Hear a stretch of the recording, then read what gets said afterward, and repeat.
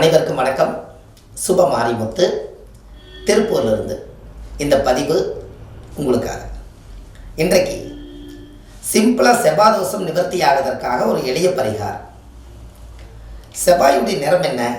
சிவப்பு. அப்போ செவ்வாயுடைய வஸ்திரம் என்ன? காவி. அப்போ ஏதோ ஒரு வழியில் சிவப்பு உள்ள வருது. ஒரு ஜாதகத்தில் செவ்வாய்ங்கிறது பிளட்டு சம்மந்தப்பட்ட தோஷம் தான் செவ்வாய் தோஷம். அப்போ இந்த தோஷத்தை நம்ம முறைப்படி நிவர்த்தி பண்ணணும் அப்படின்னு சொன்னால், நத்தைச்சூரி கேள்விப்பட்டிருக்கிறீங்களா? நத்தைச்சூரி. இந்த நத்தைச்சூரிங்கிற ஒரு மூலிகை ஒரு மலங்காட்டுகளுக்குள்ளே நிறையா இருக்கும். ஒரு இவ்வளோ பெருசு கிடச்சிதுன்னா அந்த நத்தைச்சூரி வாங்கி நீங்கள் உங்களுக்கு ஜாதகத்தில் என்ன தோஷம் இருக்குது, 7ல் செவ்வாய் தோஷம் இருந்தால் 7 முறை தலை சுற்றுங்க, 8ல் செவ்வாய் தோஷம் இருந்தால் 8 முறை தலை சுற்றுங்க. கிழக்கு முகமாக உட்காந்து சுற்றணும். ஒரு நதியோரத்தில் போய் சுற்றணும். எதற்காக? 7 முறை தலை சுற்றி என்னை பிடிச்ச செவ்வாய் தோஷம் இனிமேல் என்னை விட்டு நிவர்த்தி ஆகுன்னு சொல்லி அந்த ஓடும் நதியில் கொண்டு போய் விட்டுட்டு வாங்க. அன்னையோடு உங்களுக்கு அந்த செவ்வாய் தோஷம் நிவர்த்தி ஆயிடும். எத்தை செய்மா நத்தைச்சூரி. அந்த காலத்தில் எல்லா வித்தைக்குமே நத்தைச்சூரி பயன்படுத்தியிருக்காங்க பாருங்கள். இதெல்லாம் அந்த காலத்தில் பெரிய அபூர்வமான விஷயம் அல்லவா? எத்தை செய்மா நத்தைச்சூரி.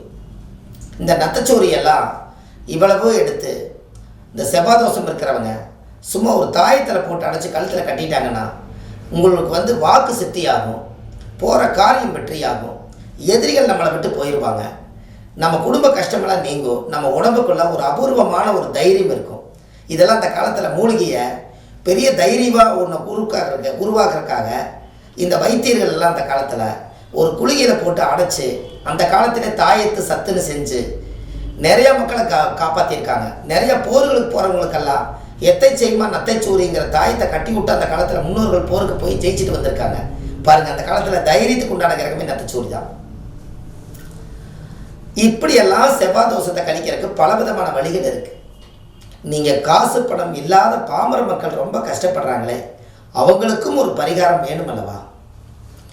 இன்னமும் கஷ்டப்பட்டுட்டு தான் இருக்காங்க, ரொம்ப கஷ்டப்படுறாங்க.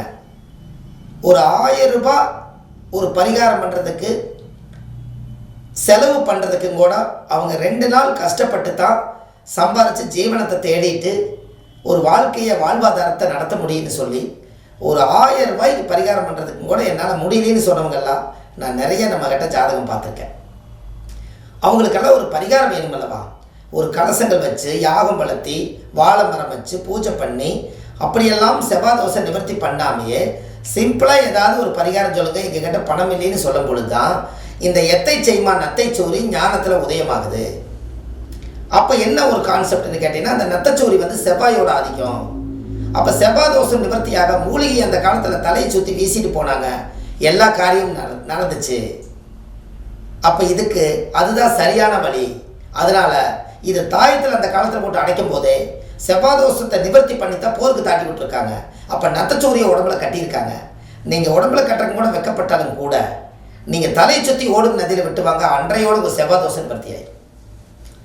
2ல் செவ்வாய் இருந்தாலும் 2 முறை சுற்றுங்க, 4ல் செவ்வாய் இருந்தால் 4 முறை தலை சுற்றுங்க, 7ல் இருந்தால் 7 முறை சுற்றுங்க, 8ல் இருந்தால் 8 முறை சுற்றுங்க, 12ல் இருந்தால் 12 முறை சுற்றுங்க. நீங்கள் பிறக்கும்போது செவ்வாய் எந்த தோஷம் எந்த பாவகத்தில் நீங்கள் வாங்கி வந்தீங்களோ அந்த பாவகத்துக்கு தகுந்த மாதிரி நீங்கள் செய்யுங்க. கண்டிப்பாக உங்களுக்கு ஒரு நல்ல மாற்றம் கிடைக்கும். இந்த செவ்வாய் தோஷம் உங்கள் வாழ்க்கையில் இன்னையோட நிவர்த்தி ஆகும் என்று சொல்லி அடுத்த பதிவில் உங்களை சந்திக்கிறேன். சுப மாரிமுத்து. ஆன்லைன்லேயே நம்ம ஜாதகம் பார்க்குறோம். Date of birth, time, place எல்லாம் நீங்கள் அனுப்பிச்சி வச்சிங்கன்னா ஜாதகத்தை பார்த்து உங்களுக்கு பலன் சொல்கிறேன். கண்டிப்பாக உங்களுக்கு ஒரு நல்ல மாற்றத்தை ஏற்படுத்தி கொடுக்குறேன் என்று சொல்லி அடுத்த பதிவில் உங்களை சந்திக்கிறேன். சுப மாரிமுத்து. நன்றி, வணக்கம்.